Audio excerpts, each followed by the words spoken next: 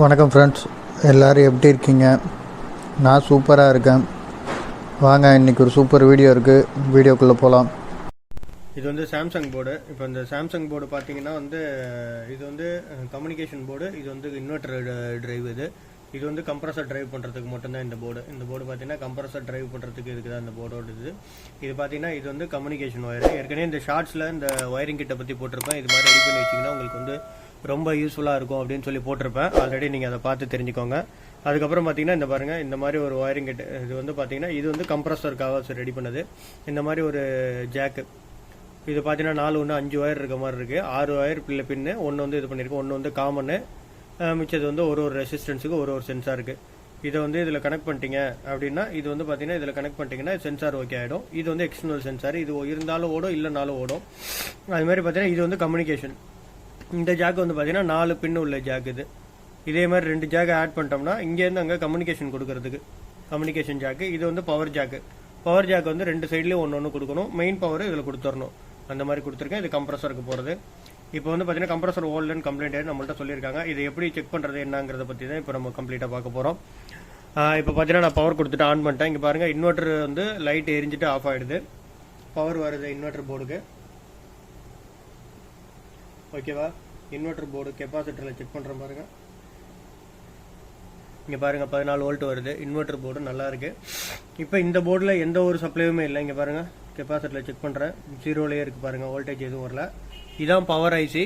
இது வந்து power IC. இந்த பவர் ஐசிக்கு சப்ளை வருதான்னு பார்க்கணும். பவர் ஐசிக்கு சப்ளை பார்த்தீங்கன்னா இங்கே பாருங்கள் 290 வோல்ட் கரெக்டாக வருது. பூஸ்ட் ஆகி வருது. 290 வோல்ட் வருது. ஆனால் அவுட்புட் எதுவுமே வரல. இங்கே பாருங்கள், கிரவுண்டு 5 வோல்ட்டு, கிரவுண்டு 5, கிரவுண்டு 12. இதில் பார்த்தீங்கன்னா இங்கே 12 வோல்ட்டு போட்டிருப்பாங்க. இதில் கிரவுண்டு 12, கிரவுண்டு 5 எதுவுமே வரல. வோல்டேஜ் ஃபுல்லாக செக் பண்ணிட்டேன், வோல்டேஜ் சுத்தமாக வரல. இதில் எப்படி கண்டுபிடிக்கிறது இந்த ஐசி ப்ராப்ளமாக என்னன்னு? எப்படி மோஸ்ட்லி இந்த ஐசி ஃபெயிலியர் ஆகும்.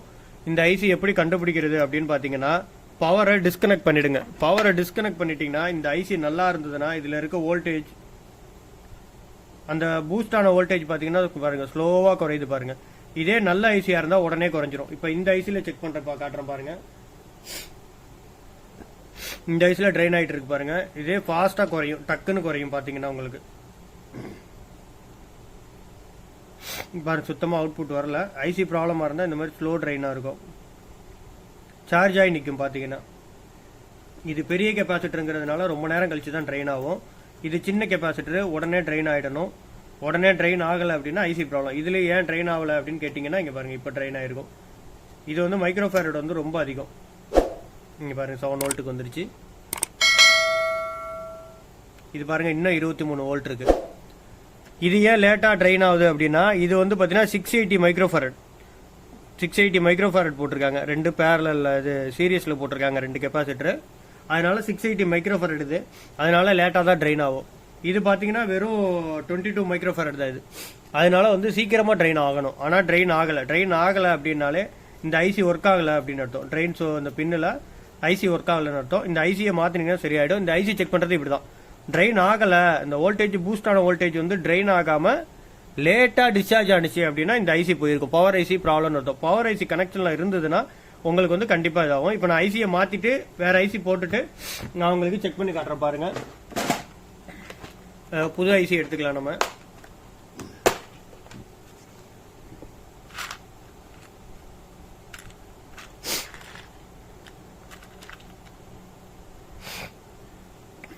இங்கே பாருங்க, டாப் 253 PN. இதுதான் இந்த ஐசி, டாப் 253 PN. இந்த ஐசி தான் இப்போ நம்ம மாற்ற போகிறோம்.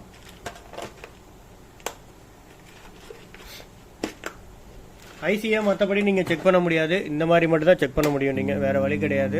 அதனால தான் இதை பொறுமையாக இதை செக் பண்ணிட்டு இந்த மாதிரி ட்ரெயின் ஆகலை அப்படின்னா பவர் ஐசி மாற்றுங்க, ஆல்மோஸ்ட் சரியாயிடும்.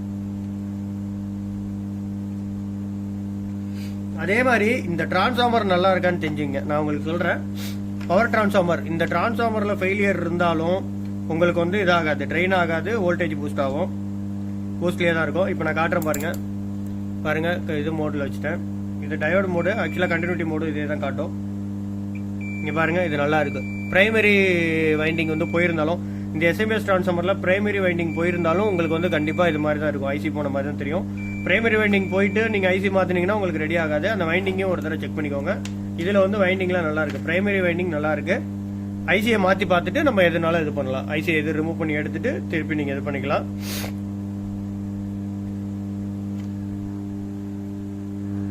நான் ஐசியை எடுக்கிறது பாத்தீங்கன்னா இந்த மாதிரி ஹீட் பண்ணி எடுத்துருவேன். நீங்க பின்னாடி டீசால்டரிங் பண்ணி கூட எடுக்கலாம். பட் ஆனா நான் இந்த மாதிரி பழகிட்டேன். இது கொஞ்சம் எனக்கு ஈஸியா இருக்கு. அதனால வந்து நான் வந்து எப்பவுமே இந்த ப்ளோ லேம்ப் போட்டு தான் ஈஸியா எடுத்துருவேன்.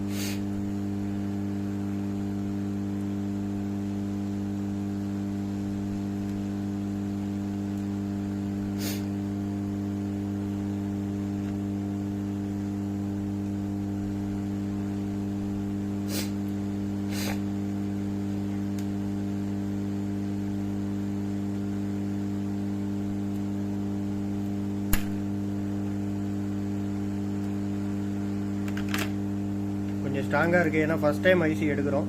இதே ஆல்ரெடி வந்து அடிக்கடி இந்த ஐசி எடுத்திருந்தாங்க அப்படின்னா ஈஸியா இருக்கும்.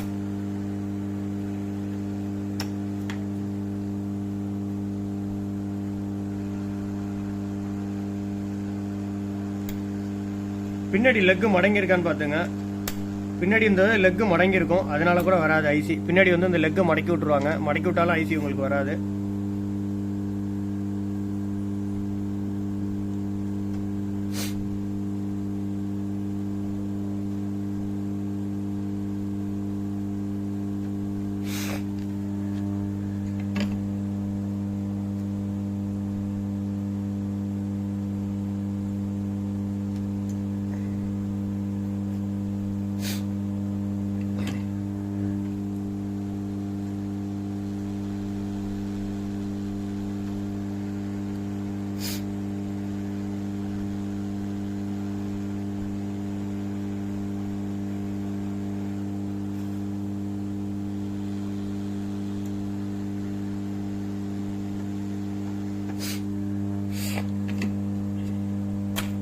பாருங்க, சால்டரிங் பண்ணிட்டேன்.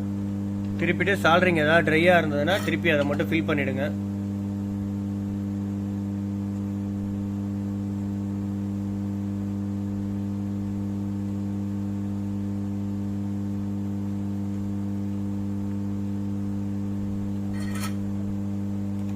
சால்டரிங் பண்ணியாச்சு. இப்போ வந்து ஐசி மாத்தியாச்சு.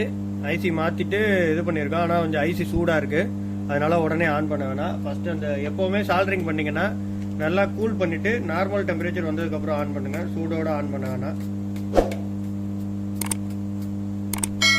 சம்டைம்ஸ் ஃபெயிலியர் ஆகிறதுக்கு வாய்ப்பு இருக்கு ஐசி. அதனால ஃபர்ஸ்ட் நல்லா கூல் பண்ணிடுங்க. தொட்டு பாருங்க, நார்மல் டெம்பரேச்சர் வந்ததுக்கு அப்புறம் ஆன் பண்ணுங்க.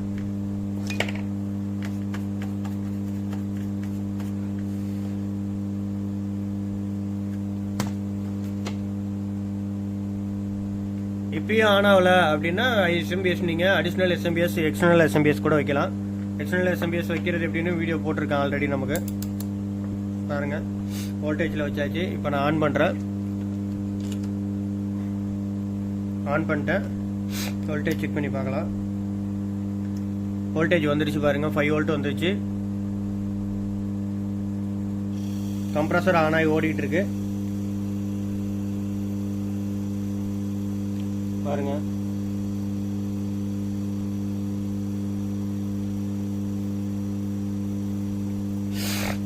ஆனா 29 வோல்ட் வருது அவுட்புட்.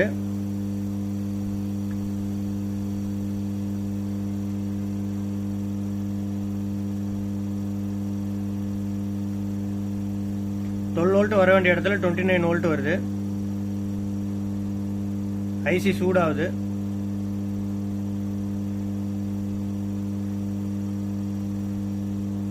சேம் ஐசி தான் போட்டிருக்கோம். அநேகமா ஆப்டோ கப்ளரும் ப்ராப்ளம் இருக்குன்னு நினைக்கிறேன். கப்ளரையும் சேஞ்ச் பண்ணி பார்த்துடலாம்.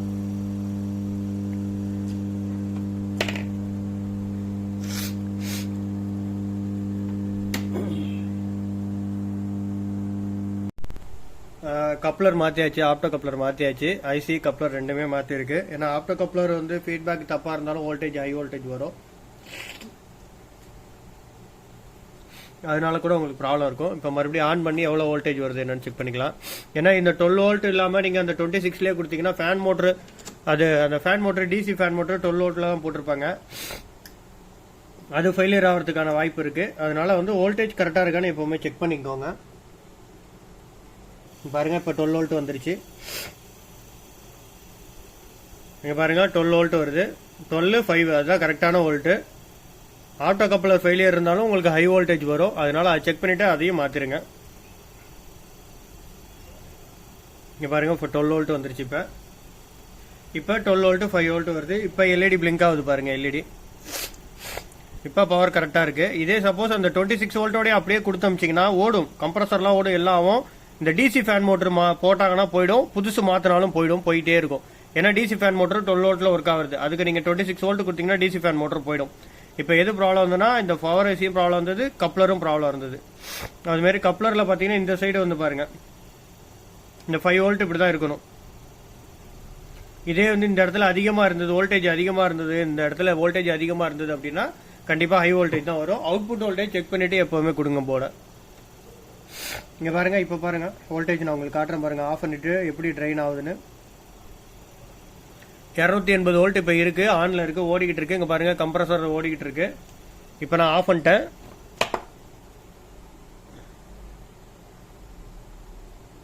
இங்கே பாருங்கள் ட்ரெயின் ஆகிட்டு பாருங்கள், உடனே ட்ரெயின் ஆகிட்டு பாருங்கள். ஆஃப் பண்ணி ஒரு 5 நிமிஷம் கூட, ஒரு நிமிஷம் கூட ஆகலை, ஒரு 2-3 செகண்ட்லேயே ட்ரெயின் ஆகிடுச்சு பாருங்கள் உடனே.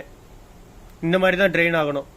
வோல்டேஜ் இந்த மாதிரி ட்ரெயின் ஆகலை அப்படின்னா கண்டிப்பாக பவர் ஐசி ப்ராப்ளம் இருக்குன்னு அர்த்தம். பவர் ஐசியை மாற்றுங்க. பவர் ஐசி ப்ராப்ளத்தை கண்டுபிடிக்கிறது இப்படி தான் கண்டுபிடிக்கணும். நீங்கள் இதை வச்சு பவர் ஐசி ப்ராப்ளம் எப்படி இருக்கு வருது என்னன்னு கண்டுபிடிச்சிக்கலாம். ஓகேவா? இப்போ நான் உங்களுக்கு காட்டுறேன் பாருங்கள். பவர் ஐசியில் செக் பண்ண வேண்டிய பாயிண்ட்ஸ் பார்த்தீங்கன்னா இந்த ட்ரெயின் பின்னுக்கும் இங்கே இருக்க ஒரு பின்னுக்கும், இந்த பின்னுக்கும் செக் கார்னர் பின்னுக்கும் செக் பண்ணிங்கன்னா வந்து 280 வோல்ட் இருக்கும். அந்த 280 வோல்ட் வந்து நீங்கள் ஆஃப் பண்ண உடனே ட்ரெயின் ஆகணும். ட்ரெயின் ஆகலை அப்படின்னா பவர் ஐசி ப்ராப்ளம். அதுமாரி வோல்டேஜ் அவுட்புட் வந்து பார்த்தீங்கன்னா இங்கே பாருங்கள் என்ன போட்டிருக்கு, 12.5. இந்த போர்டுக்கு வந்து 12.5 மட்டும்தான். 12 வோல்ட்டு 5 வோல்ட் இந்த இடத்துல செக் பண்ணிங்கன்னா 12 வோல்ட்டு 5 வோல்ட்டு வரணும். கூட வந்தது அப்படின்னா இந்த கப்ளரை சேஞ்ச் பண்ணுங்கள். ஐசி மாற்றி வோல்டேஜ் கூட வந்துன்னா இந்த கப்ளரை செக் பண்ணுங்கள். மற்றபடி எந்த இஷ்யூவும் இல்லை. இப்போ மறுபடியும் ஆன் பண்ணி காட்டுறேன் பாருங்கள் உங்களுக்கு. ஸ்ட்ரைட்டாக வச்சு ஒரு தடவை போர்டு ஆன் ஆகிடுச்சு, லைட் ஆன் ஆகி ஆஃப் ஆகிடுச்சு. இங்கே பாருங்கள் ரிலே ஆன் ஆகுது, ரிலே ஆன் ஆகிட்டு ஆஃப் ஆகிடுது, ஹீட்டருக்கு போடுற ரிலே. இப்போ கம்ப்ரஸர் ஸ்டார்ட் ஆகிடும். பாருங்க கம்ப்ரஸர் ஸ்டார்ட் ஆகிடுச்சு.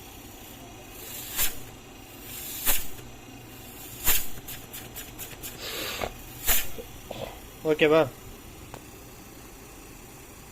Okay friends, thank you.